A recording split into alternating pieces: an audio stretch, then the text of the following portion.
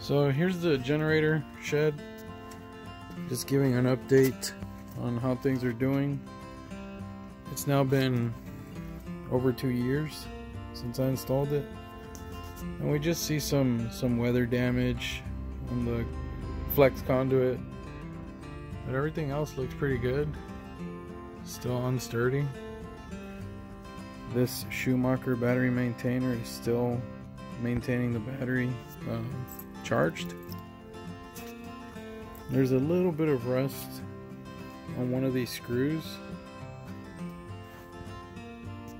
The rest of it looks pretty good. So let me go ahead and open it up now. Alright. So the hydraulic shocks on this door, they're still holding it pretty well, right where I put it. There's no rusting inside. Here's the battery pack with the LED, and that is still working fine. Here, I'll flip it. I'll flip it to the off position. On. Yeah, it's still working very good. And there's a generator. Haven't touched it at all, so this is how it stays inside here, so it doesn't have dust settling on it, no dirt. There's the exhaust. You see it's got a little more wear on it, but again, it keeps everything safe. It keeps that exhaust from shooting straight into the wall, and it's doing just fine. So now let's open this up and check the rest of it out.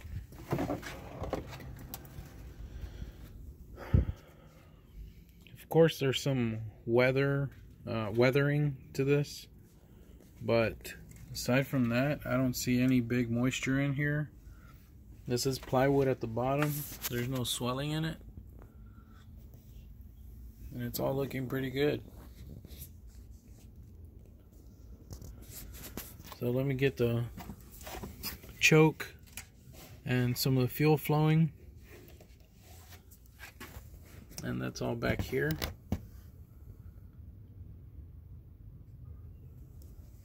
And now let's start it up.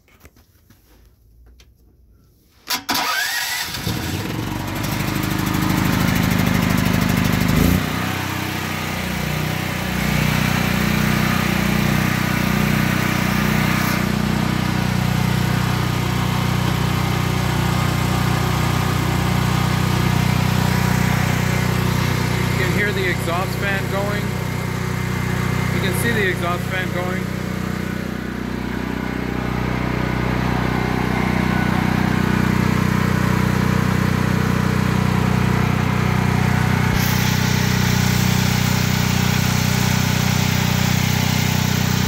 Got a full tank of gas.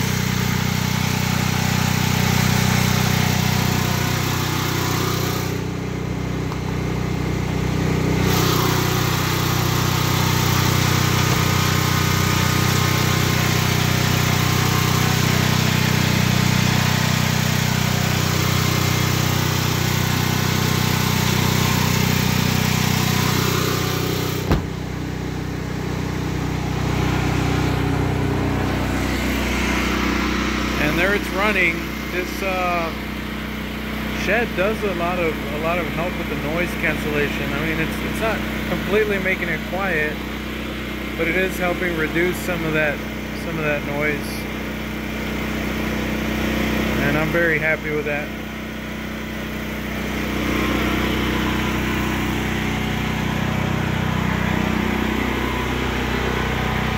And there's our exhaust vent.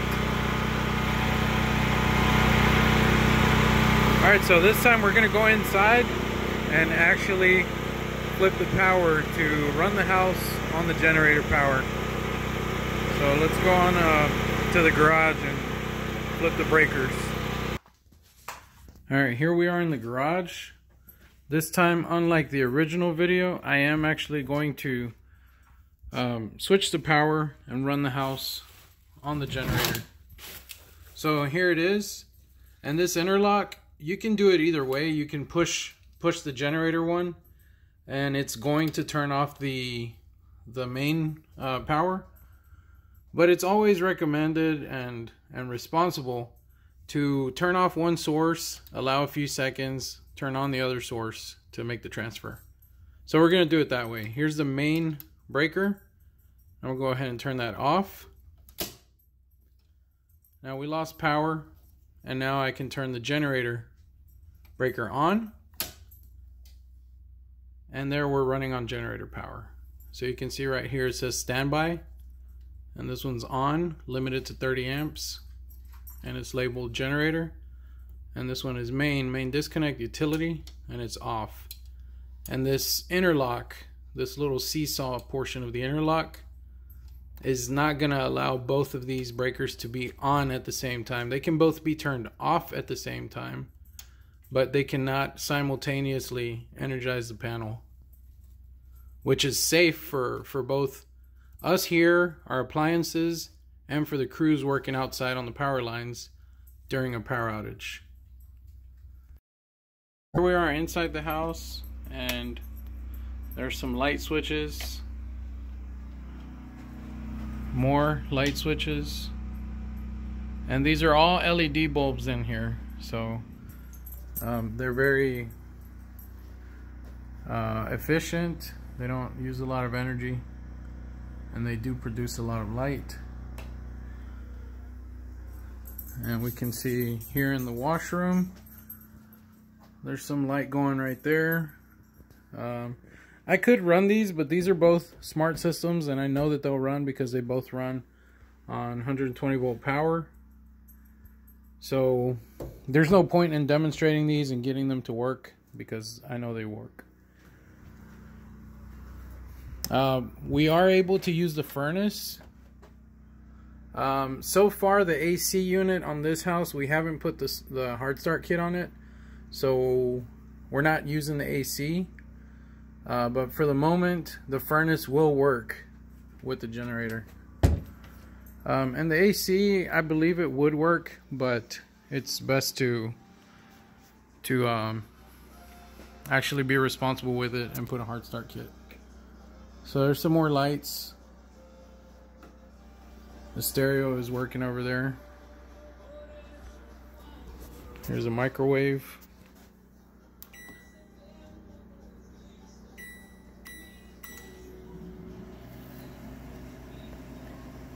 And there it's working just fine.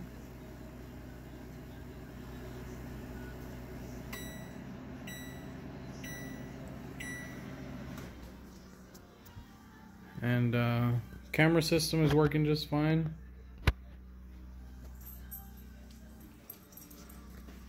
More lights. And fan.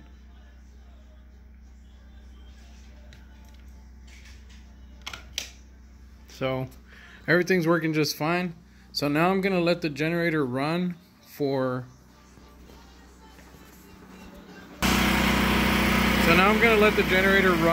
about an hour, just so it can burn through some of the fuel.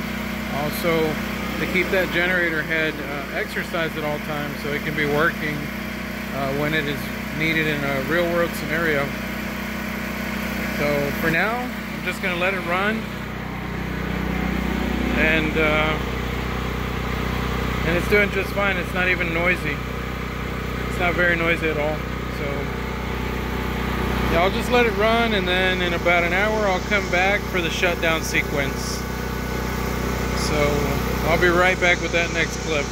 Now to begin the shutdown sequence, the first thing I recommend to do, this isn't the way you have to do it, but this is the way that I do it, is first turn off your source. Even though the generator is still running outside, we're going to turn this off, let everything de-energize, and then turn the utility back on. After that, we'll go outside and do the generator process. So first we turn off the generator power, and then we restore utility power. And now we're done here with the panel. and we'll step outside. So now we're back here with the generator, and what we're gonna do here is it's gonna be a two-step process. First, we're gonna shut down the fuel and let the generator burn off some of the fuel that's inside of the bowl, and then we're gonna shut down the generator and leave whatever fuel was left in the bowl in there, because this generator is started weekly. You can, however, and it's more recommended to do so, is just let the generator starve itself after you shut off the fuel, so there is no fuel left in the carburetor. But for this reason, for this test here, I'm gonna leave some of that fuel in the bowl. So here we go. We're gonna open it up and shut off the fuel, and then turn off the generator.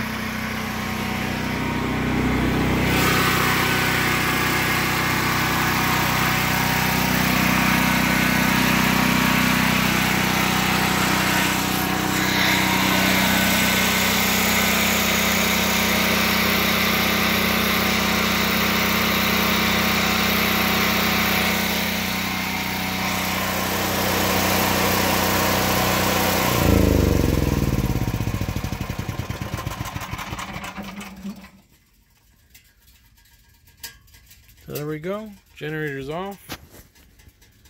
You can hear the metal cooling down.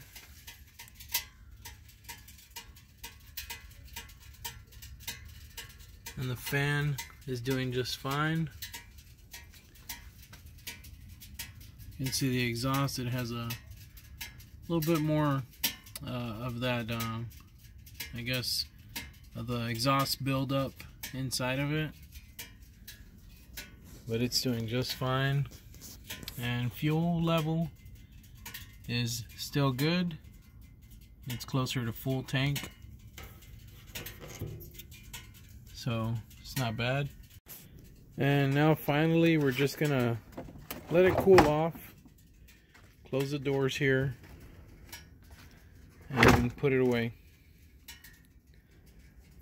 and let it be ready for whenever it's needed, or for the next exercise. So if you have any questions about this generator and any specs on the shed we put together for it, please leave your questions in the comments below. And if you haven't seen the first part of this video, I would recommend watching the whole series of assembling this shed, also getting the generator